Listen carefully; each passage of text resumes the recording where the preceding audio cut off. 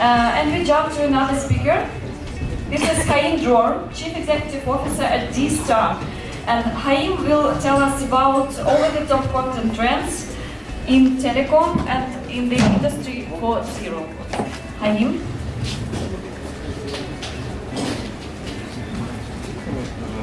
Welcome.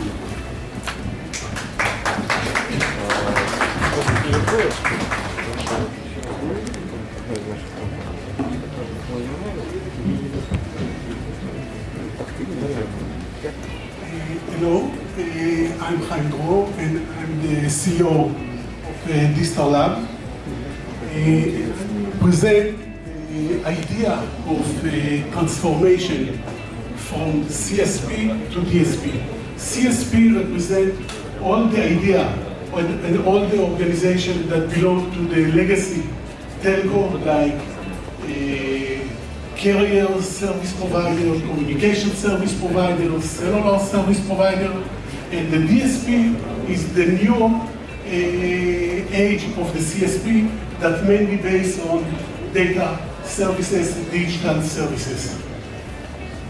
dStar is a new developed, is an initiative that developed a new infrastructure that connects people, services, and machine, and of course, between people to people, people to service, machine to service, machine to people.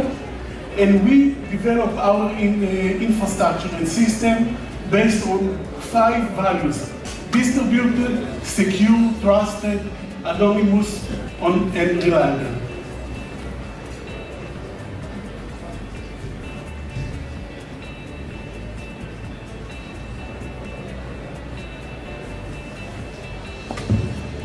First, I want to try to understand the idea of the OTT. What is the OTT? Over-the-top services, over-the-top application. Most of the applications that we consume today, like Facebook, WhatsApp, Skype, YouTube, are services that mainly based on the internet, consume the bandwidth of the CSP, the carrier service provider, but actually don't contribute to the revenue of the cellular service provider. The OTT services, a user can be millions and also billions of users. As we see in the graph, 90% of the cellular bandwidth now consumed by the OTT services. But actually, they don't really contribute to the revenue of the cellular provider.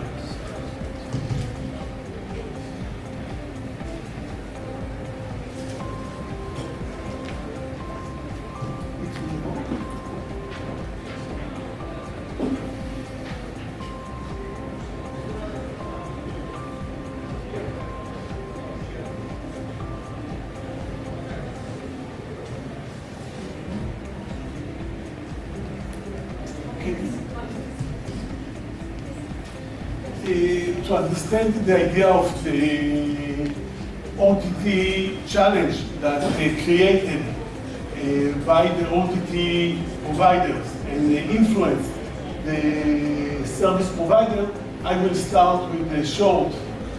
I want to present the video. I want to start with a short video that try to explain this challenge.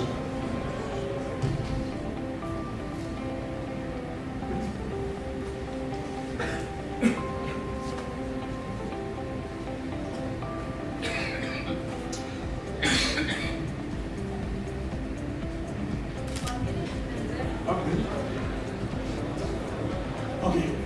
During the video, the main challenge of the CSP that actually the CSP is fully regulated by the local law.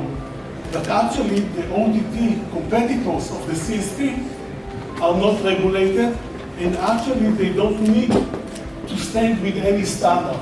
So actually the competition between the OTT services and the CSP is unfair competition, and it's all of course, it influences the CSP revenue from the users and from the services.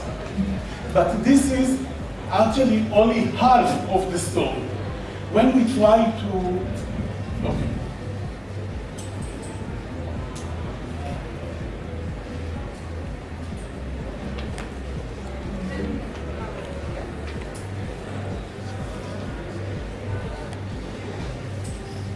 Rising growth of OTT services and the resulting infrastructure, broadband access, and user preference implications that accompany.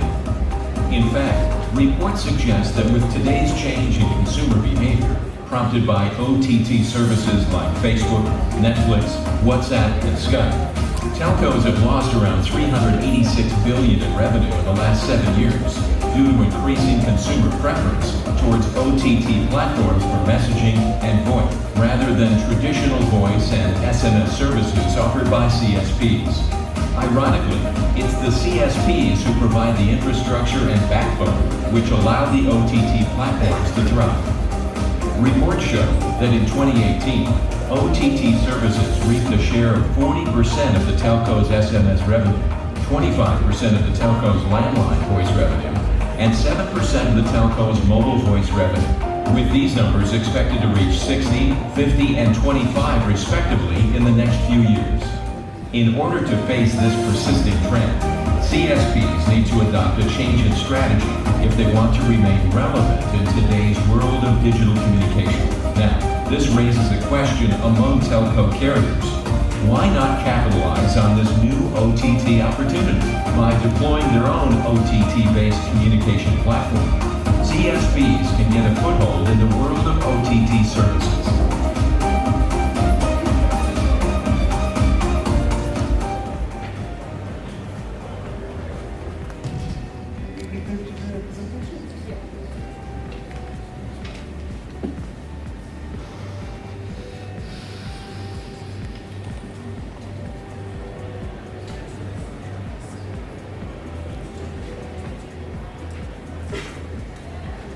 So, okay, why users prefer the OTT services over the traditional CSP services?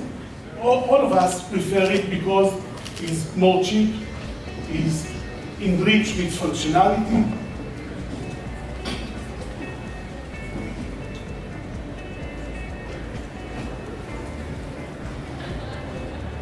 it's enriched in functionality.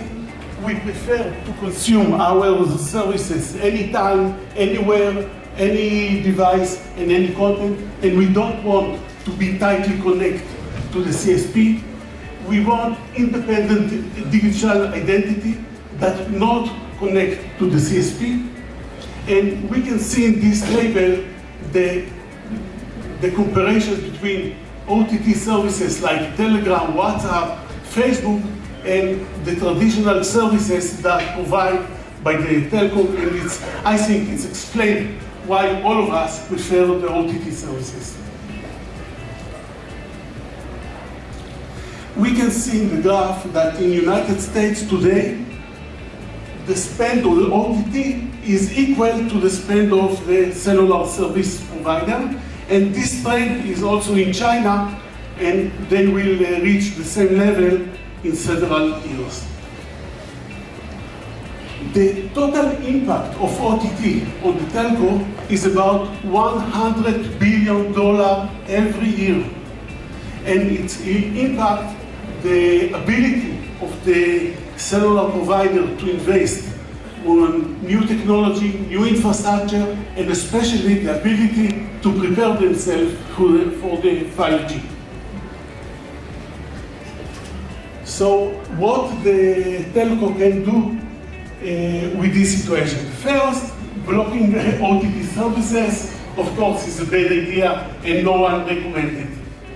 A better idea is binding OTT services to data usage packages. It could be more attractive for the user, and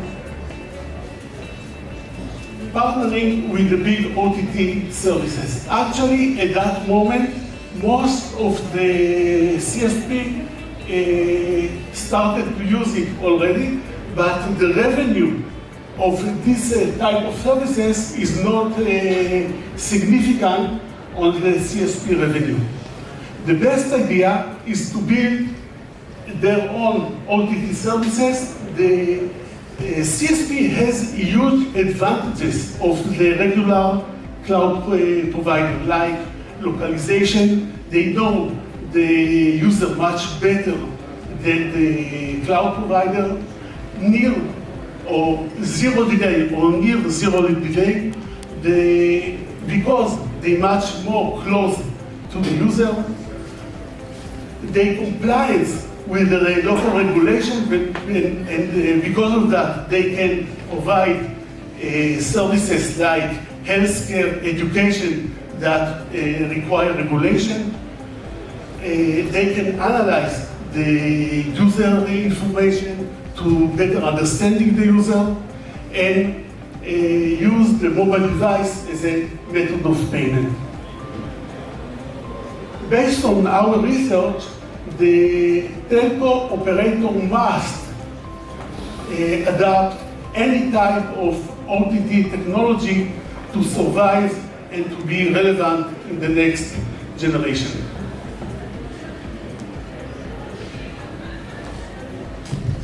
Also today, the cellular providers succeed to increase their revenue by mobile data, and especially by the new business of IT services. As we see, they must